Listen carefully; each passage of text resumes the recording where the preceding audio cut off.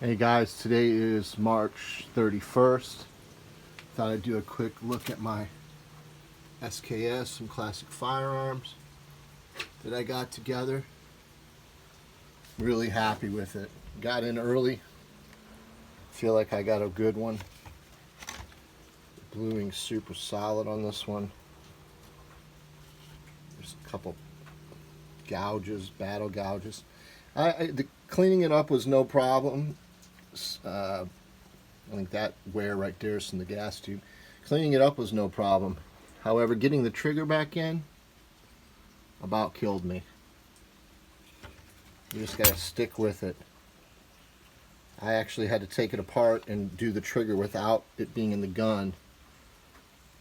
But another great product from Classic Firearms.